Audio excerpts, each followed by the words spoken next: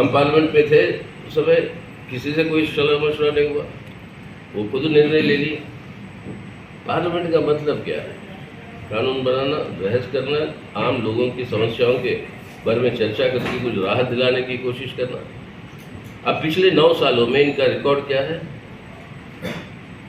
2022 में 56 दिन पार्लियामेंट बैठा साल में, 56, और इन 56 दिनों में से तकरीबन 52 दिन कोई काम नहीं हुआ।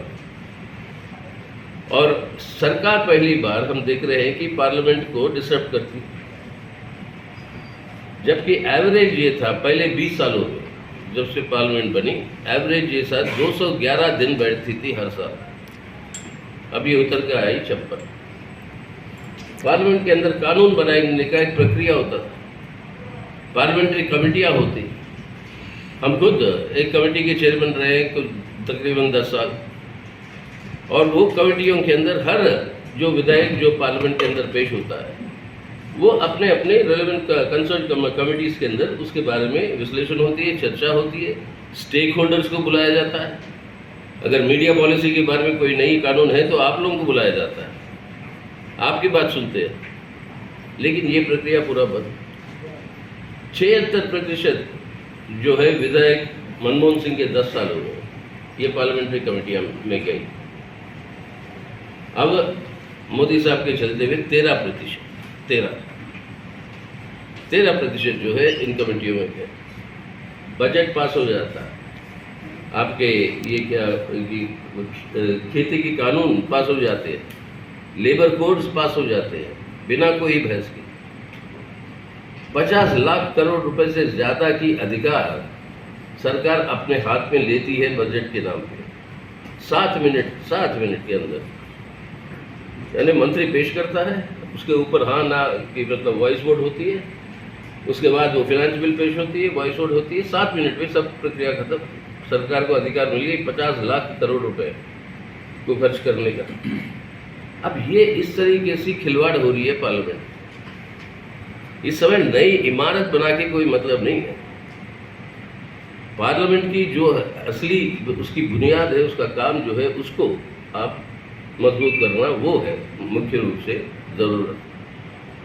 डूब रहा आर्थिक पैमाने पर आज ही आंकड़े आए हैं।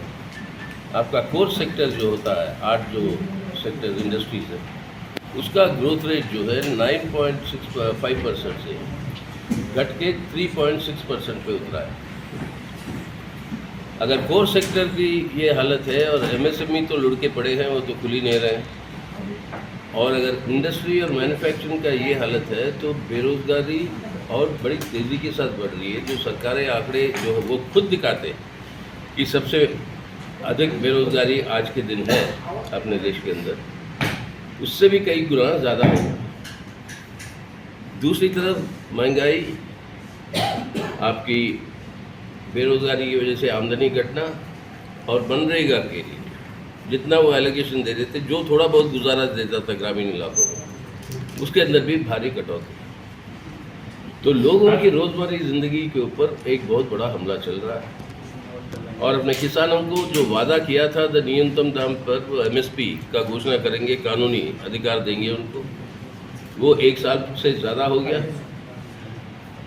मोदी साहब ने खुद वादा किया था, 1 साल से ज़्यादा हो गया, वो लागू नहीं हो रहा। अब खेती के अंदर भी इस बार गर्मी जिस तरीके से बढ़ रही है, उसके चलते हुए गेहूं का खेती में बहुत भारी कमौती होने की संभावना है, वो नज़र आ रहा है। मतलब वो फसल जो आ रही है नज़र आ रहा है। तो अब ये इसका मतलब ये है कि पब्लिक डिस्ट्रीब्यूशन सिस्टम में जितना आपको धान वहाँ से वितरण करना है वो घटेगा, तो लोगों की ज़िंदगी की हालत जो है बिगड़ती जा रही है। इस पे सरकार का कोई चिंता नहीं। दूसरी ओर अपने देश के मतलब पहलवान सब सड़कों पे उतरा है, बेचारे उनके साथ जो अत्याचार हुआ। अब जब वो मेडल ले आते थे देश को प्रधानमंत्री खुद, और हम लोग सब बड़ा स्वागत करते थे, उनकी वाह वाह करते थे। अब जो है उनकी बात मानने के लिए सुप्रीम कोर्ट कहने के बावजूद ये सरकार उसके ऊपर चुप है।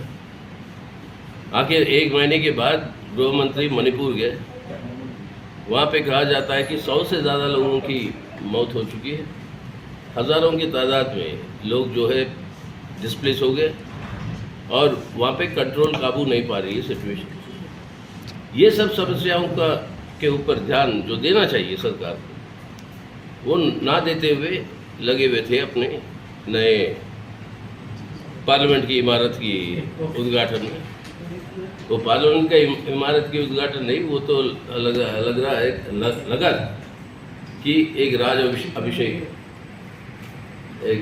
अभिषेक के रूप में लग रहा था। जिस तरीके से सिंगोल लिया गया, उसके ऊपर पूजा पाठ वो सब हुई, वो एक राजा जो है, नया राजा का नियुक्ति जब होती है तब सिंगोल दिया जाता है। अब आखिरकार प्रधानमंत्री को समझना चाहिए देश को, जनतंत्र का मतलब क्या। जब राजा महाराजा होते थे और रजवाड़े होते थे, तब संबंध था एक राजा और प्रजा के बीच। जनतंत्र का मतलब है संबंध है एक देश और एक नागरिक के बीच। राजा प्रजा का व्यवस्था हटाकर ये जनतांत्रिक व्यवस्था का स्थापना हो और हर नागरिक के अधिकार और औकात बराबर है। अब सब दोगलापन दिखाते हैं, कभी अदानी को मिलते हैं, कभी वो और उनके साथी सभा करके फेवर में बाहर आते हैं, बीजेपी के फेवर होते और बाहर आकर और एक बात बोलते हैं।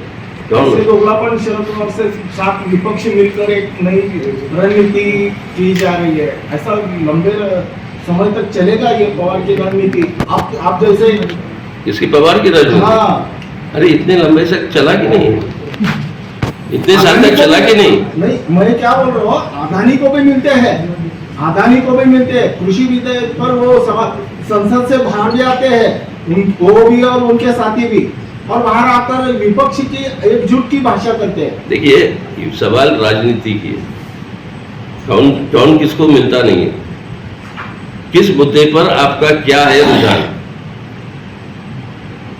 आज देश के अंदर ये हमला हो रहा है आपके संविधान पे, जनतंत्र पे दुरुपयोग हो रहा है सीबीआई ईडी का, और कोई भी आपके राजनीतिक विपक्षी है उसके ऊपर जो है इस तरीके से कार्रवाई करके उनको चुप करवाने की कोशिश है। उसके खिलाफ आप खड़े हो लड़ने के लिए या नहीं?